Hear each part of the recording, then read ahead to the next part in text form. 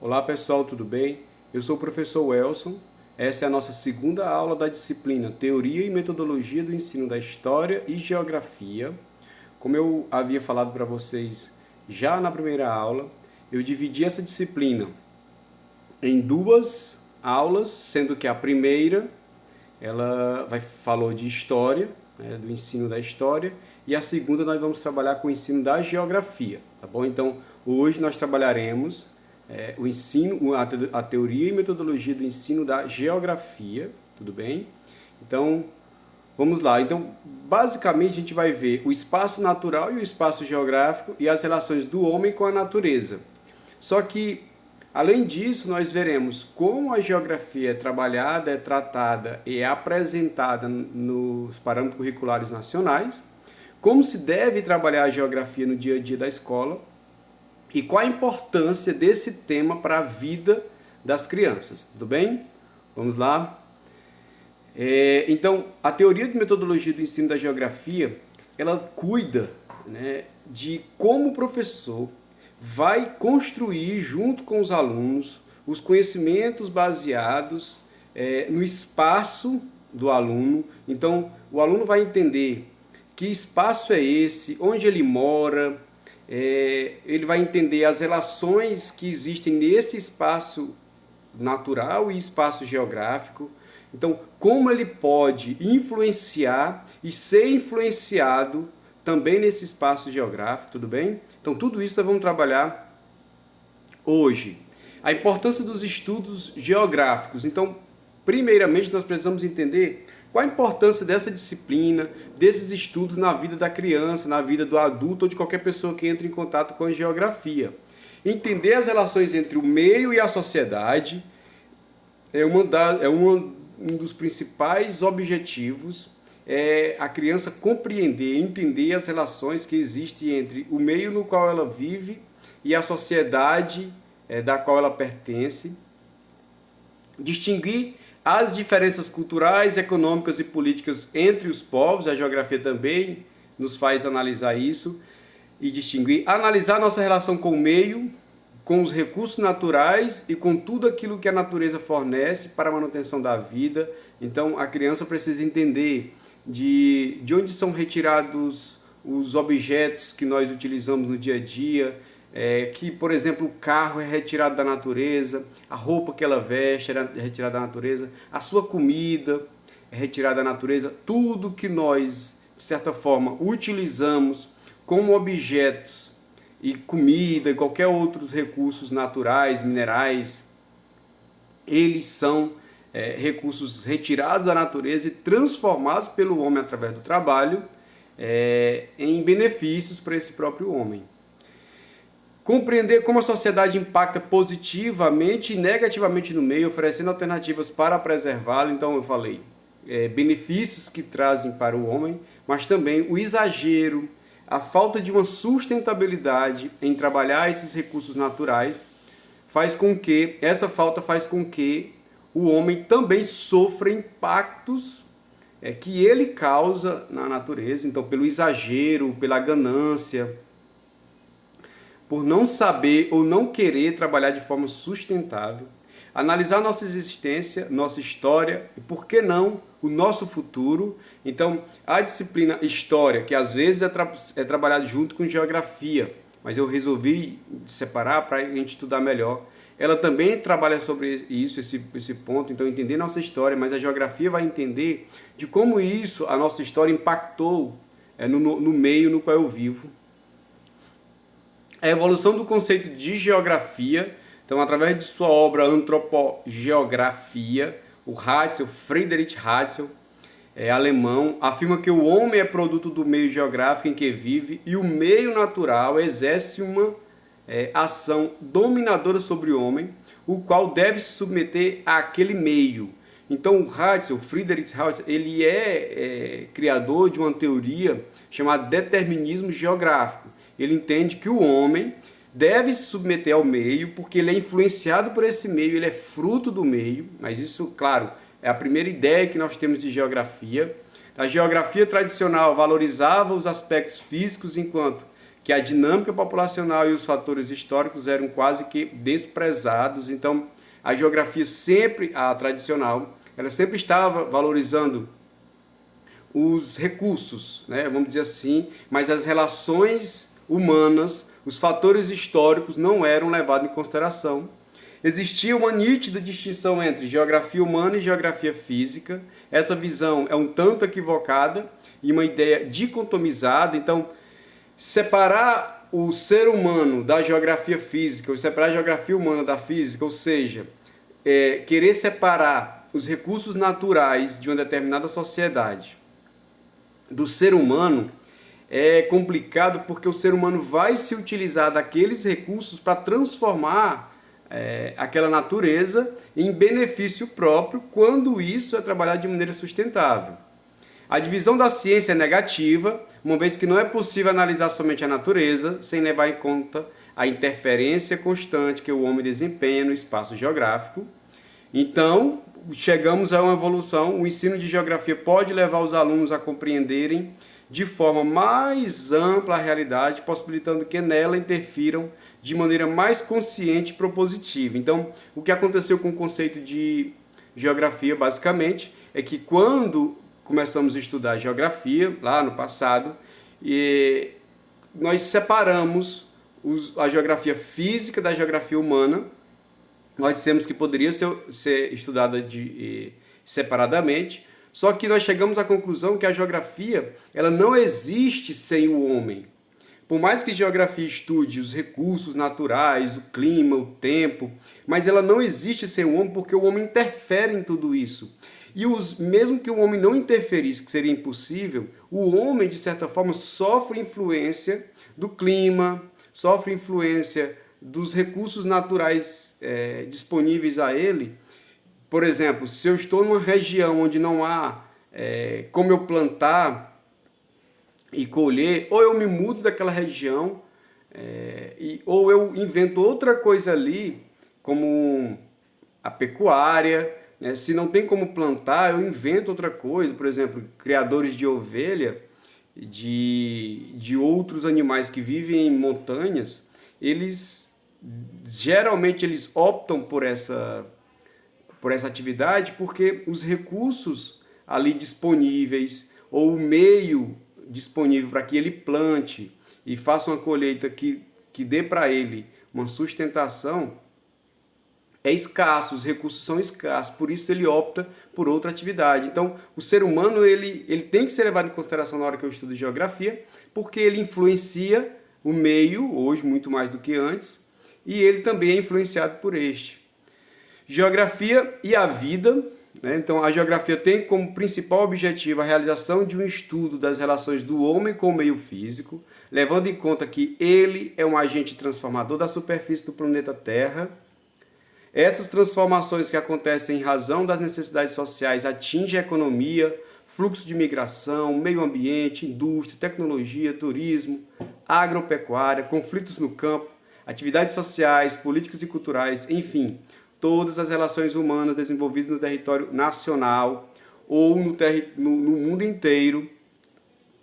Essas relações influenciam em como nós somos, em como nós falamos, e nossa maneira de se vestir, de comer, depende da transformação que o homem faz no meio ambiente.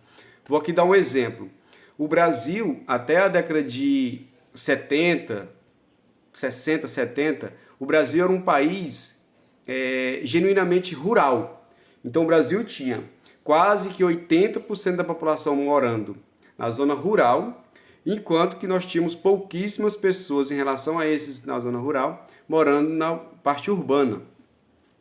Isso veio desde que o Brasil se consolidou e desde que as cidades se consolidaram, né? Então, nós tivemos sempre essa multidão no campo e poucas pessoas em relação a essa multidão nas cidades. E aí o que acontece? Com a industrialização brasileira, que veio tardia, né, com o processo de industrialização, incentivos na industrialização, nós tivemos uma mudança de pessoas indo do campo para a cidade, lotando as cidades, criando verdadeiros bolsões nessas cidades, favelas, conjuntos habitacionais enormes. Então a periferia das cidades grandes ficaram lotadas, inchou, essas cidades incharam de certa forma, problemas sociais aumentaram drasticamente, o desemprego também. Com isso, você diminuiu a produção no campo, e aí essa produção que foi diminuída teve que ser substituída por uma indústria do campo, o agronegócio. Então, empresários que investiam praticamente todo o seu dinheiro na zona urbana, viu a necessidade de entrar no campo e desenvolver no campo essa atividade industrial. Então, hoje praticamente quase ninguém produz nada no interior. Você compra o arroz empacotado, o feijão empacotado. Poucas pessoas ainda plantam feijão, plantam arroz em casa, próximo à sua casa, e comem daquele plantio ali. Geralmente nós compramos, quem mora na cidade geralmente compra tudo. Às vezes você tem um quintal, mas nem um cheiro verde você planta. Então a gente acostumou a comprar tudo no supermercado, no mercado, ou no mercadinho que fica perto da nossa casa, mas a gente não planta praticamente nada.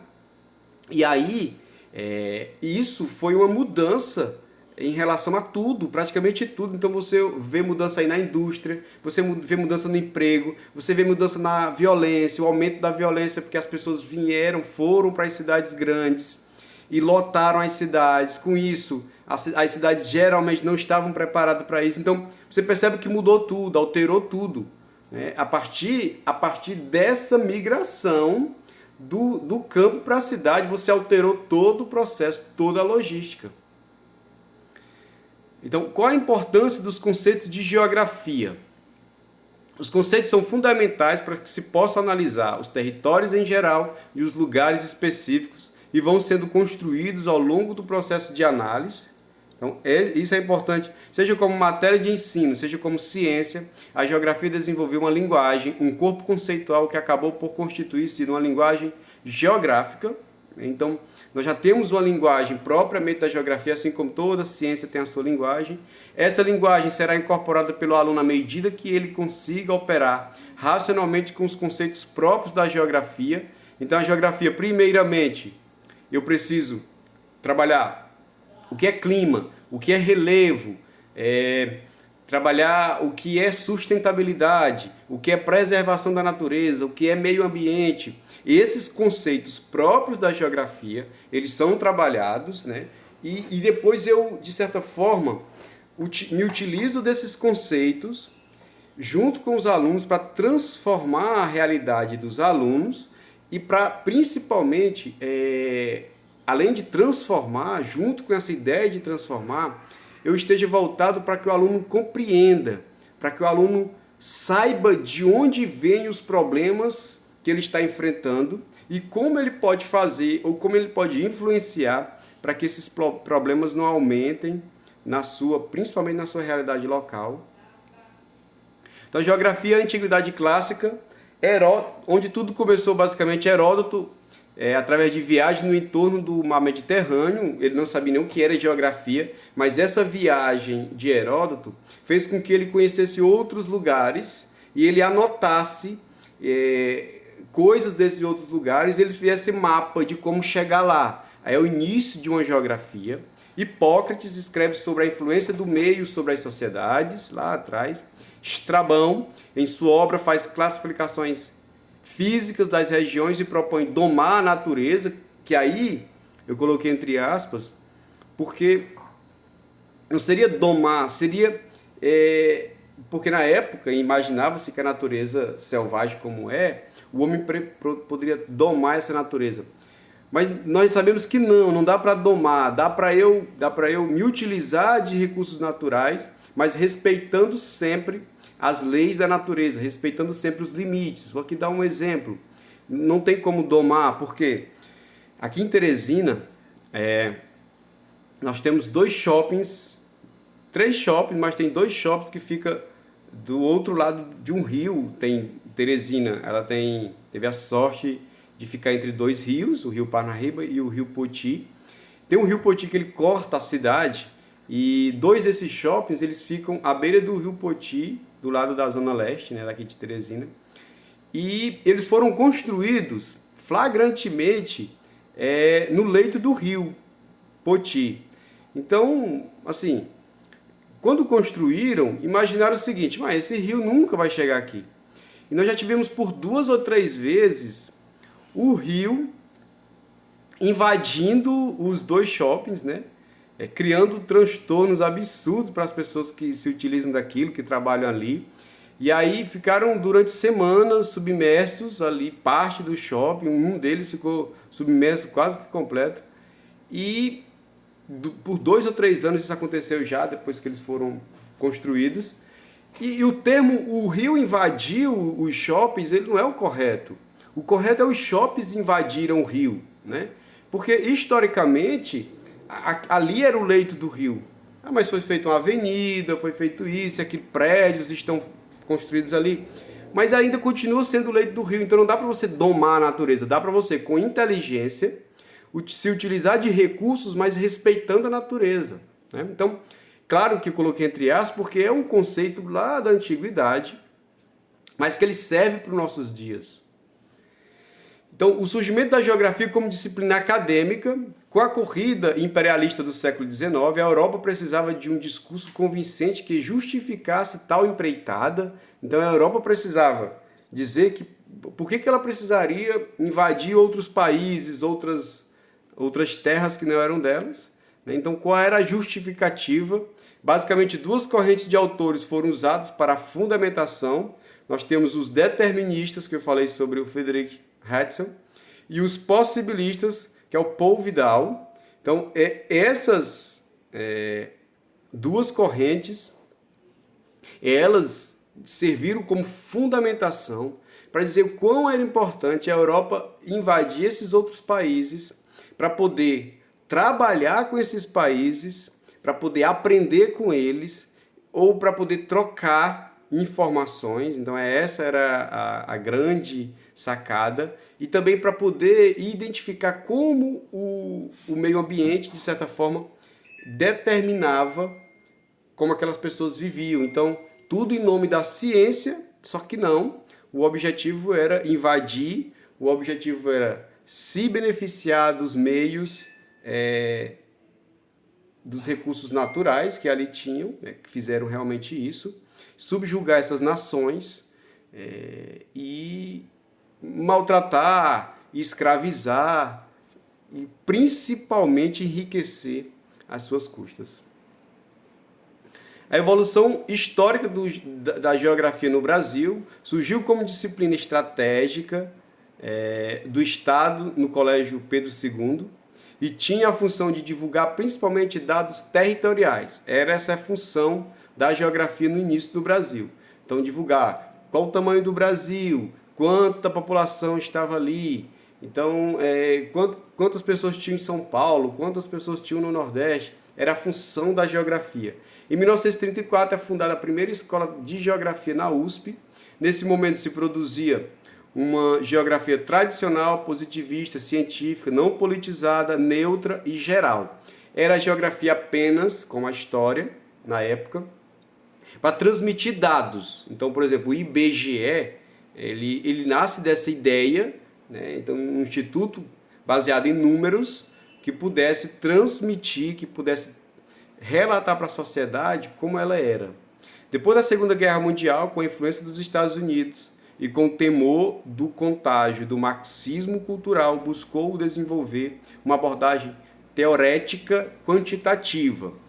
Então, nós tivemos a influência do marxismo, que é a ideia da esquerda no mundo inteiro. Então, com receio de fazer isso e com a influência de um país como os Estados Unidos, que era contra o marxismo cultural, nós desenvolvemos uma geografia que fosse baseada apenas nesses números, em cálculos, né? Na década de 70 surgem as primeiras correntes opositoras do modelo positivista aos estados sociais e, principalmente, no governo militar, os estudos sociais e EMC, Educação Moral e Cívica, lá já do governo militar. Então, na década de 70, surgem essas disciplinas, os estudos sociais, no lugar de História e Geografia, e EMC, dando Educação Moral e Cívica, dando ao estudante, mostrando para ele que o importante era saber dos dados, saber de datas, que é importante isso, mas não é o mais importante. E também formar no cidadão um ser cívico, com moral, com ética, né? Essa era a intenção dos estudos sociais no Brasil. Surgem desse conflito ideológico a geografia crítica, geografia humanística e a cultural. Então, aí, hoje, nós temos uma nova geografia.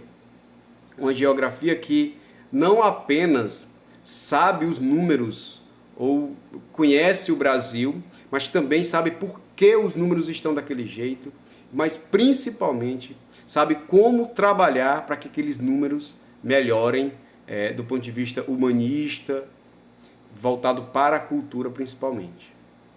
O objeto de estudo da geografia, o espaço natural é transformado em espaço geográfico pelo homem, então a natureza tem um espaço natural e nós transformamos esse espaço natural com a atividade sobre ele, o trabalho.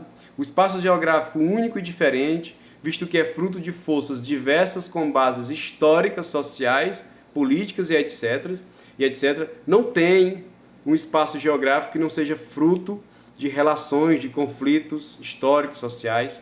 O espaço geográfico é reflexo e condicionante da sociedade que o habita, que é modificada por ele que o modifica. Então, o espaço geográfico modifica a sociedade na qual ela vive, mas também é modificado por essa mesma sociedade. Então, aquele conceito do Hudson, de que a geografia determinava como as pessoas eram, ele estava incompleto. Hoje a geografia entende que ela determina como as pessoas vivem, mas ela também é determinada, o espaço geográfico também é determinado. Eu modifico e sou modificado constantemente. O espaço é criado de acordo com a necessidade de cada momento e vai além do tempo, podendo ganhar outras utilidades. Por exemplo, no Brasil, no Nordeste, nós tivemos a construção de açudes durante a ditadura militar, verdadeiros açudes. Na sua região deve ter um açude grande desse, que foi construído por máquinas pesadas na época, custos absurdos,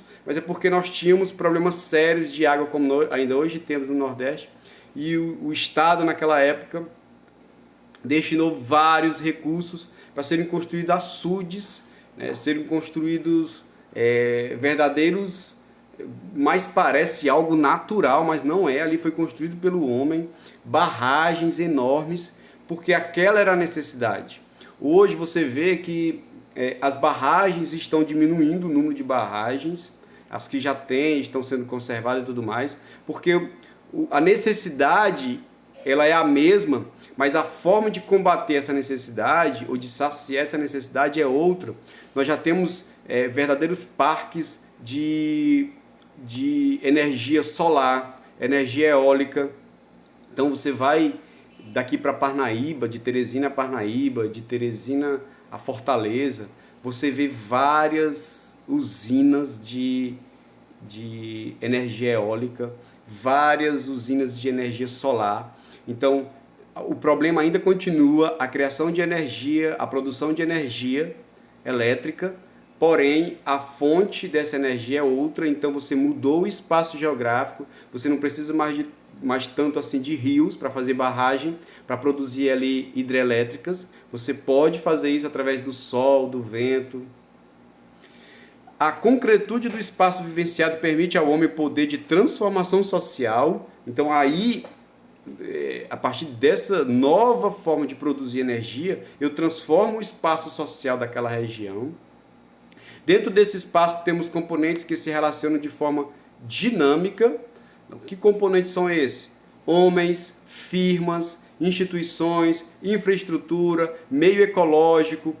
Toda vez que você leva para uma determinada região, vou aqui dar um exemplo, a Zona Franca de Manaus.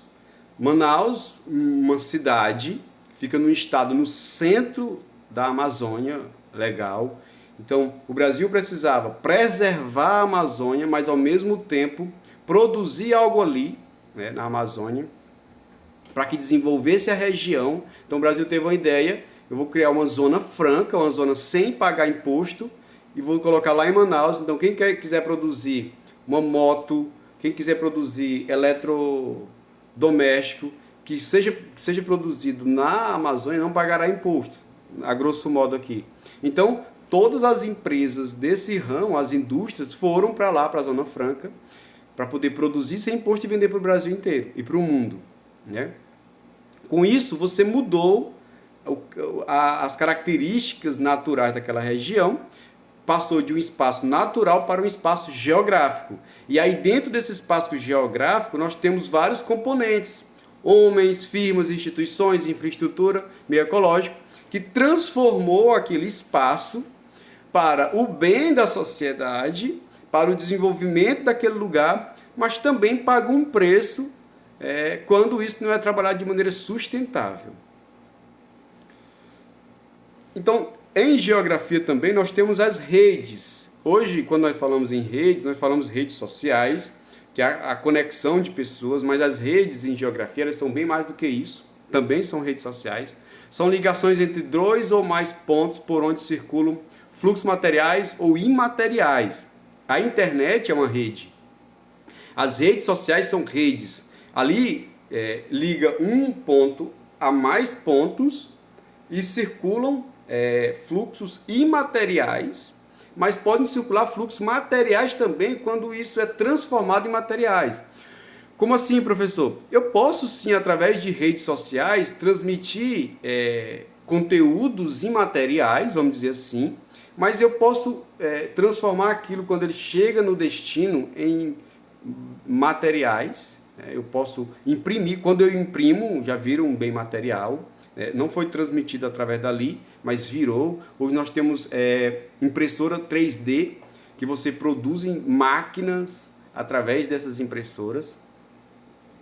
Podem ser diversas organizacional, tempo e espaço, né?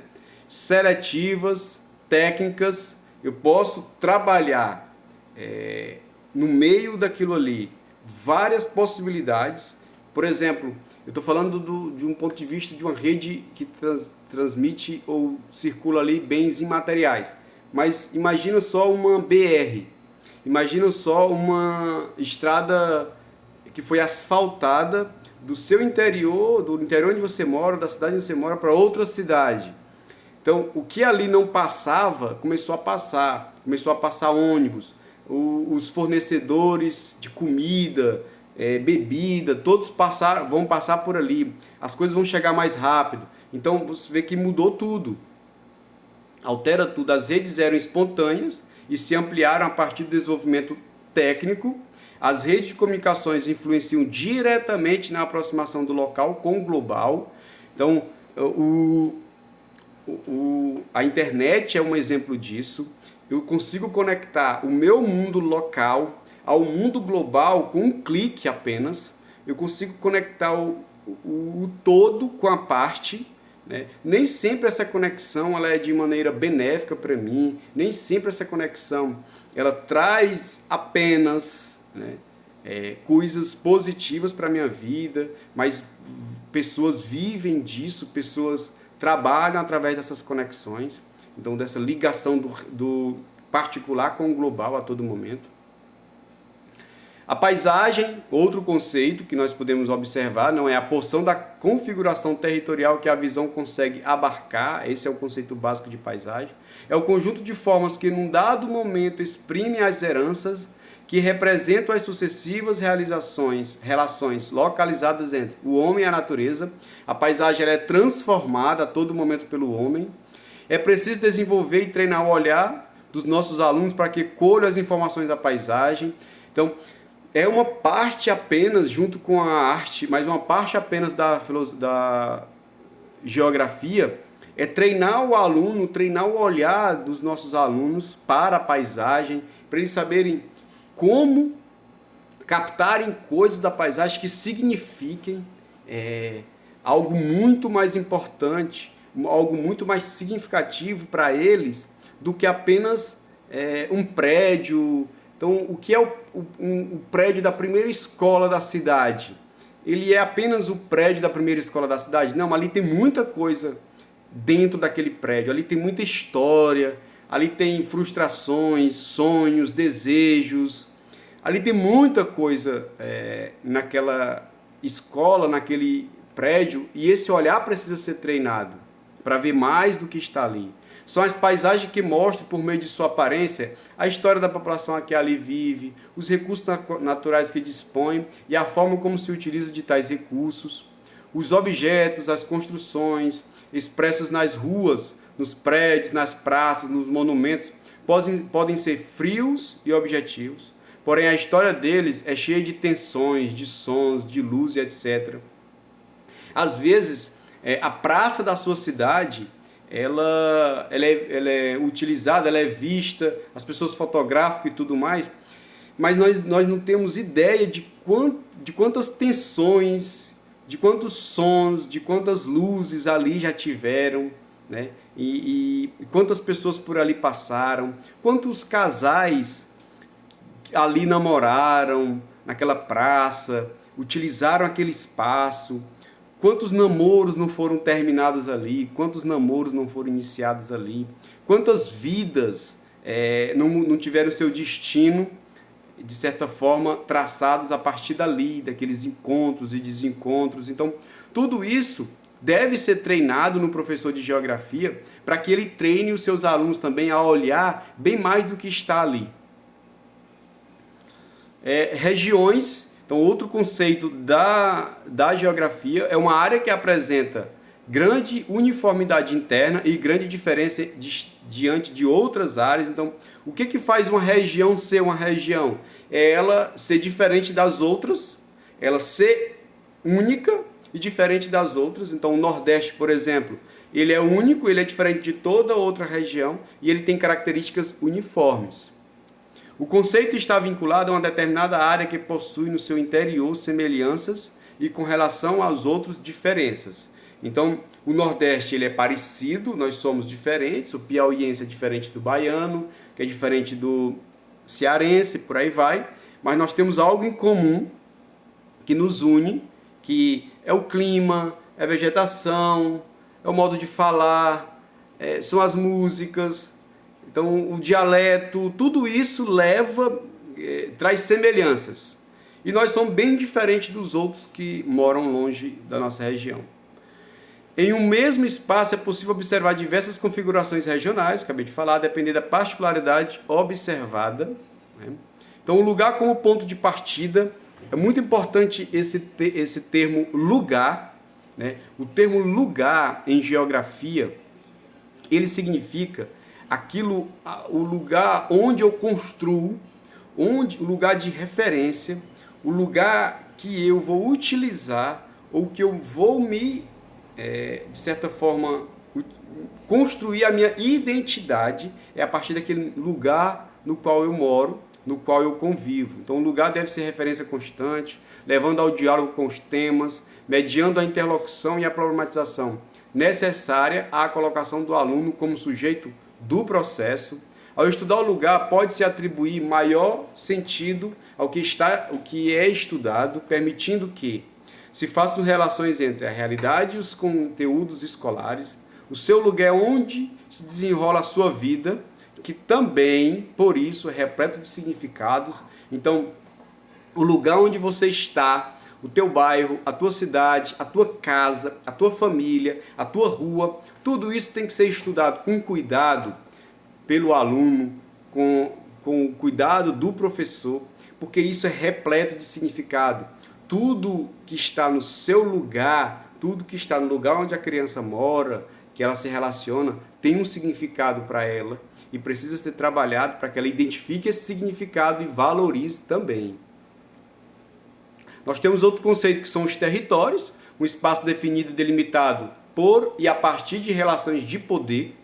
A formação territorial de um grupo sobre um espaço se faz através de normas, símbolos, língua, cores da bandeira e padrão cultural. O território brasileiro é um exemplo disso.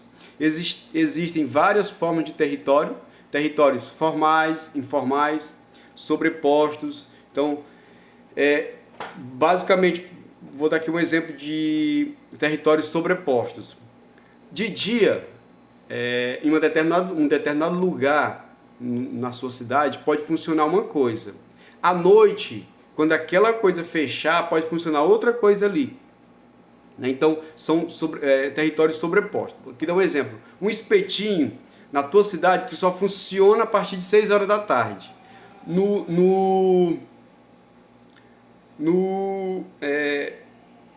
Na calçada de um comércio que fecha.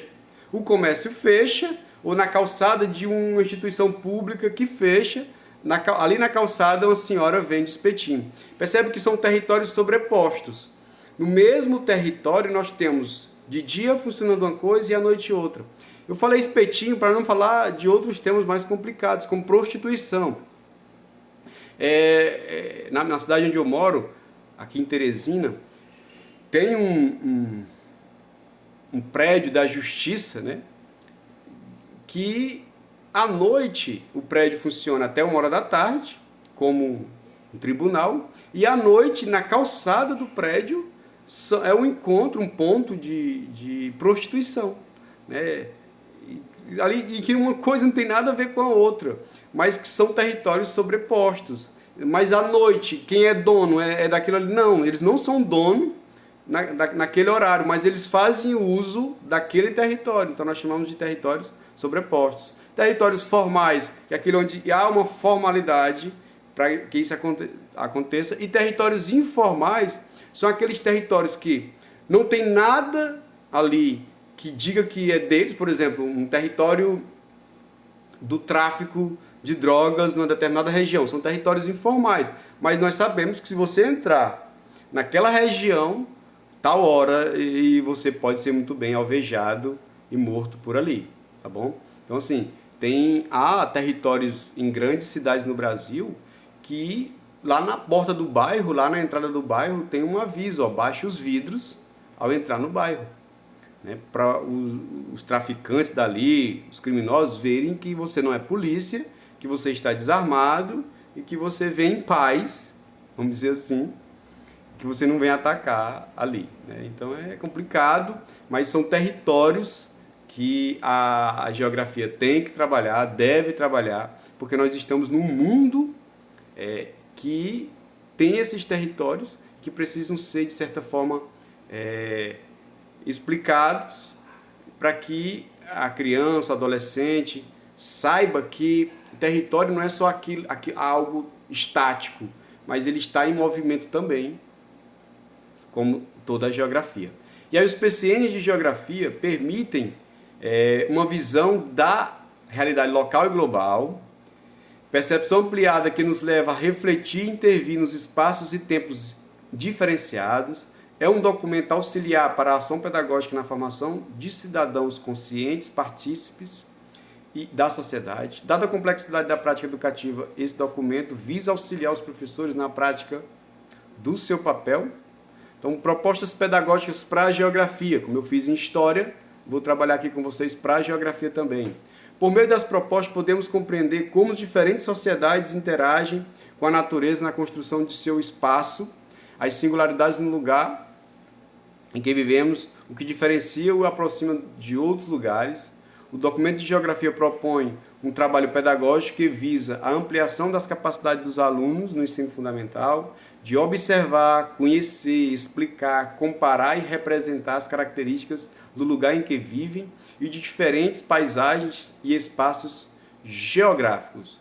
Então, o lugar, ponto de partida nas séries iniciais, deve ser estudado no seu conjunto de elementos, lógica e relação, isto é, na sua totalidade e sempre como produto de um processo histórico. A geografia deve ser trabalhada como resultado de um processo histórico. Ela não é algo que está ali pronta e acabada. Ela muda, o espaço geográfico ele muda dependendo das necessidades, da atuação do homem. Então é um processo histórico. Ao ler o espaço, a criança está lendo a sua própria história, representada concretamente pelo que resulta das forças sociais e particularmente pela vivência de seus antepassados e dos grupos com os quais convive atualmente. Então, aí na tua cidade, aí onde você mora, a paisagem, o que existe hoje, olhando o teu espaço geográfico, ele é fruto de relações, ele é fruto do que os seus antepassados fizeram para que você hoje veja aquela paisagem, por exemplo, aquela ponte que existe na tua cidade. Ela foi construída com um fim, por um determinado grupo, baseado numa determinada necessidade, e que hoje ela vira, além de uma paisagem, uma rede de conexão. Então, para a gente finalizar, os eixos para a geografia. O primeiro eixo, formação de conceitos de espaço e tempo. Trabalhe com o seu aluno a formação de conceitos de espaços e tempo. Segundo eixo, representação do espaço e domínio da territorialidade. Terceiro eixo, relações sociais e de produção presentes nos espaços. Quarto eixo, produção e transformação socio-históricas dos espaços. Então, esses eixos têm que ser trabalhados na escola. Por exemplo, do jeito que eu trabalho presente, passado, presente e futuro na história, na geografia, eu preciso trabalhar esses eixos partindo do espaço menor para o maior, né, do meu local para o global, e dizendo quais as relações de poder, de produção que existem, tanto no local quanto no global, tá bom? E muito obrigado, viu, pela a participação da audiência de vocês, de estarem aqui assistindo até agora. E vocês, como eu falei na aula passada, receberão o material junto com essa aula também, e a avaliação da disciplina está lá, também tem um desafio para vocês. E muito obrigado e até a próxima, se Deus quiser.